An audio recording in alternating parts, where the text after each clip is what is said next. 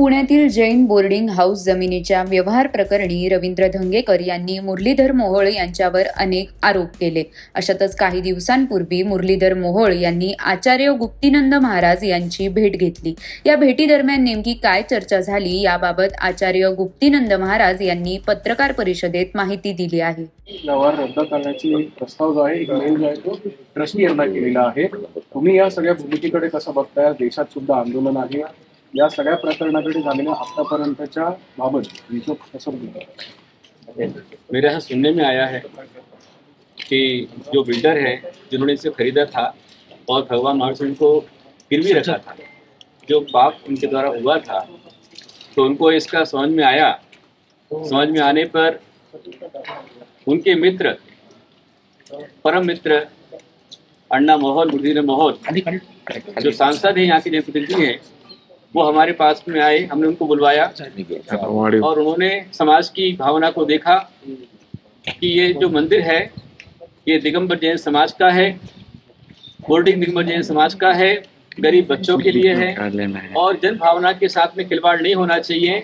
इसलिए यहाँ पर आए सांसद और उन्होंने मुझसे कहा, गुरुदेव मैं आपके साथ, पूरे समाज के साथ में हूँ और जल्द से जल्द मैं इस चीज को कैंसिल कराऊंगा, जितना मुझसे बन सकता मैं करूंगा।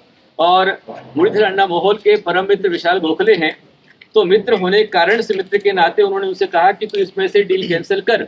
और विशाल ने अपनी विशालता दिखलाते हुए, उन्होंने अपने मित्र का आदर रखते हुए और धर्म की भावना का मान रखते हुए, गुरु पर श्रद्धा रखते हुए उन्होंने डील कैंसिल किया है। बहुत अच्छा कार्य किया है, मैं इससे आश्वस्त हूँ, मैं प्रसन्न हूँ, मैं उनको आशीर्वाद देता हूँ। लेकिन अभी ये हमारा एक पाउल हुआ है, अभी हमारा पूरा लक्ष्य प्राप्त नहीं हुआ है।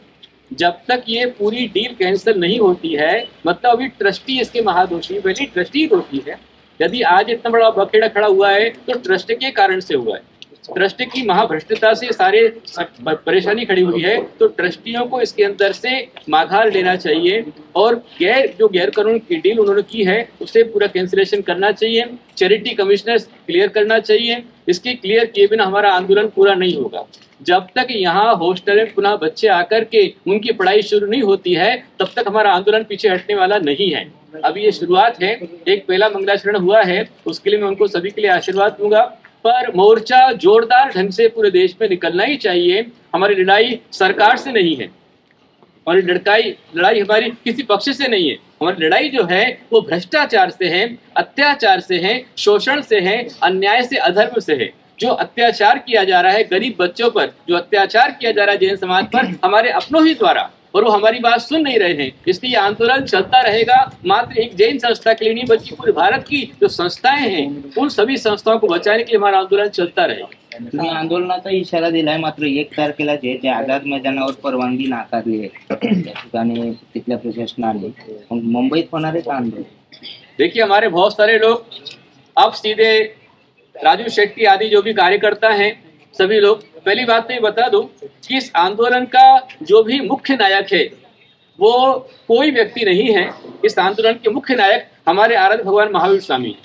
महावीर स्वामी के लिए ही ये पूरा आंदोलन हो रहा है, तो उनके लिए हर संभव प्रयास किया जाएगा, जो करना सो किया जाएगा। 27 तारीख को आत्मगति मूर्ति निकाला जा रहा है, कल 28 तारीख को हियरिंग है, तो उसके लिए पूरे देश में सभी भगवान महावीर स्वामी की HND बचाओ आरती करेंगे, उससे प्रार्थना करेंगे।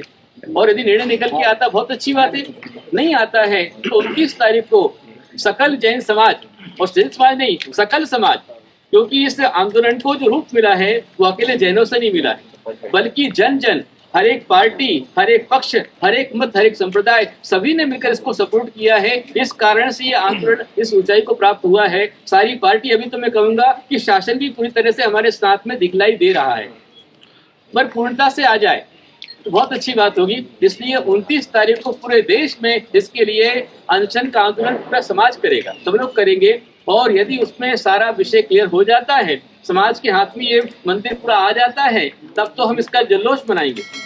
और जल्लोष मनाने के लिए 29 तारीख से यहाँ पर एक 8 दिन का अनुष्ठान यहाँ पर होगा। और यदि हमारे पक्ष में निर्णय नहीं आता है तो फिर इसको पाने के लिए और विशेष रूप से क्रांतिकारी विधान यहाँ पर किया जाएगा। और हमारे कुछ कार्यकर्ता, अभी हो सकता है 1 तारीख को जब मैं यहाँ अनशन करूंगा तो उस अनशन में कुछ कार्यकर्ता हमारे जो ट्रस्टी, उनके घर पर जाकर के उपोषण करने वाले, यहाँ पर आंदोलन करने वाले हैं।